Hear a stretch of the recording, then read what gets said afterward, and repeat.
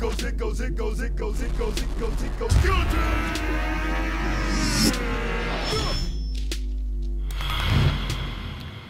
guys, it's Video Fletcher and we are doing a Play Smarter. Now this is a submission from a player who goes by the gamer tag of my grave work, and he has submitted this on my website. So if you go onto my website and go onto the forum, you can submit a good gameplay of Gears of War 3 and I'll talk you through how you've done well.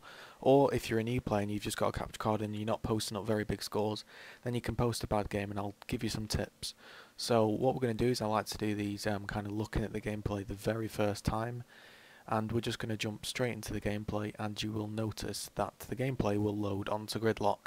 So this is a map from the Gears of War 1 and Gears of War 2 flashback series, and the first thing to notice really is that if you look at the left hand side of the menu, you can tell how many's in a party. Now the crown means they're the party leader, and the other amount of crowns would kind of mean how many individual party leaders there are.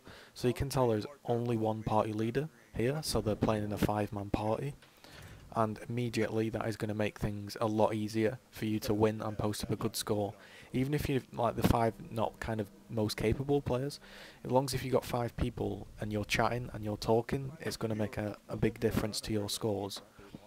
So you notice to pick the retro lancer. Me personally, I'm not a fan of that, because if you have a Nasher and a shotgun, you're kind of completely stuck to medium to short range. I just prefer the lancer. You know, it's probably the best gun in the game. Hold on 1 second, let's take a drink whilst this game loads. So the game's going to load now, and you can tell straight away they're all in game chat talking, or a party chat, which again helps a lot. So this is one take. We're going to notice 2 split off immediately to boom, or digger, to cover that area. And he's going to smoke out the area. He decides against it and he goes wide.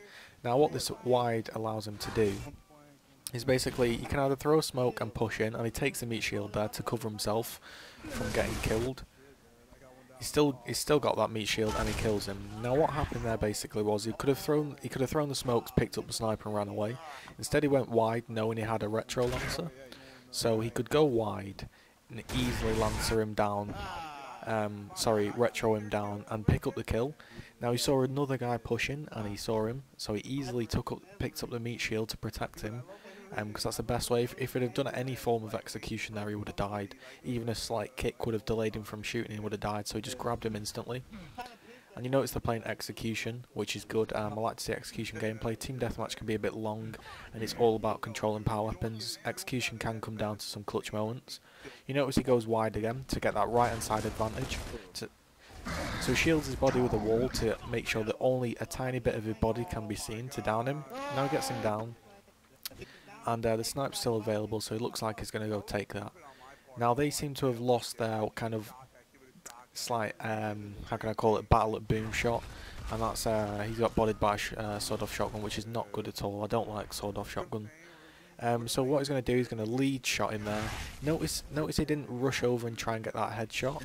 He tried to headshot him there, but he dragged it. Now what he did for that first headshot was he didn't kind of sweep. He didn't kind of sweep into him. He just lead shot him and waited for him to run into it, so it gave him a kind of steady shot. And the second shot there was another lead shot.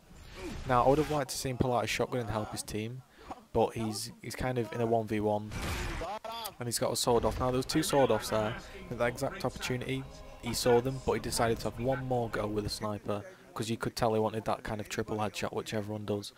But yeah, he could have pulled out the shotgun there to help his team, or just jump back. But I understand that, you know, I would as well. I want the triple headshot, because you want to make the game interesting. So again, he's going to push into the retro. People are trying to cover the boom and digger area, because you'll notice here, it's not, big scores don't come from individual plays. It comes from not getting shot in the back, which sounds obvious, but like here, he gets shot in the back because no one's protecting him, and he's got killed with a sword off. Now they've lost their battle, and they've kind of got the sniper, but they've won the digger battle, and the team should be able to kind of clean this up. Now I haven't watched this, we'll see how this plays out. They're even, and they have a digger. Now again, there he's sat on the wall, and the sword off just bodies him, so he needs to use this digger a bit more wisely. The one kill, the even on kills, so there's no need to push right now. So again, you see, and you can hear them moaning in the game chat that he does eat the digger and he does get bodied, but at the same time, if I was being really honest, like that one was one of the fairest sword-off shotgun kills you'll ever see, because he was point blank, and when you fire the digger, you don't want to be really up close anyway, because if you're that up close, the splash damage can injure you. So we'll see if he can take this 1v1. You should be able to clock what kind of gun he's holding. So I've got Slayer with the retro, and it's this 1v1 situation. Now what he wants to do is he wants to keep right hand side advantage on this truck, so he wants to move to the right now. Now what happens there is that, again, I haven't seen this gameplay, that was first time, but I knew if you didn't go to the right hand side of that truck, someone could have easily just bodied him with the shotgun. You always want to keep right hand side. You could have just kind of gone merry-go-round and kept the right hand side, and eventually would have pushed you and he could have retroed him down. So right now it's kind of a tense game, and we're going to see exactly what happens for this to be called. It is titled his best game yet, so we'll see. He's going to take the inks this time to help it. He's going to stun, and there's more people going to sniper. So it's kind of called that, you know, we're getting a little bit overrun at sniper now. So we need some more guys. So what he does, he doesn't immediately throw his ink grenade in there, you've noticed. He saves his ink grenade, and once they've picked up the weapon and there's nothing he can do, he can't get a shotgun then because he's got a snipe out. He then goes ahead and throws his ink and stuns him.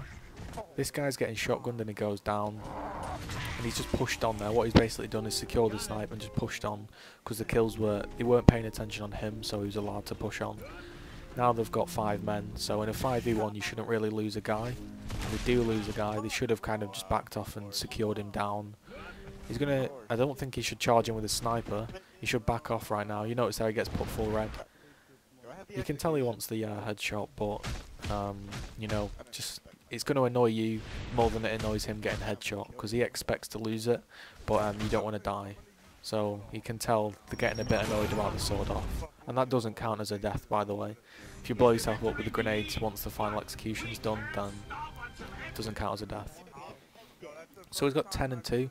Basically what's happening, he isn't getting boomered and he isn't getting diggered, because his team is securing it. Now if they had boomer and digger and he was playing in this playstyle, it simply wouldn't work, but it's more about the team here, you notice. So again, is he going to push up and go wide? He does again, because it worked, so why not do it again? Smoke's now coming, and that area is now secured, no one can push up there. Now again, he's got shot in the back because nobody has called him out, and he does hate the sword off. He retros him down. The sheer power of that gun is ridiculous. You can tell, although it's meant to be used at long range, it can short and medium range, it can be used at long range. And he's going to push up because he knows he's got the first shot. So what? When you're in a shotgun battle, you don't want to push unless you've got them red. Oh, and that was a nice headshot when he picks that up. So he picked that up and just got a nice drag shot onto him. So the reason that last shotgun kill worked was because he got the first 2 shots on him. So he knew it was red, so if they got close he would body him before he got bodied. So you just want to keep the pressure on people when they're red, and eventually they'll drop or get killed. So that was a solid execution game. That one was more about an individual player. I'll do more map based ones, but I think you guys should enjoy that, and comment and like if you did.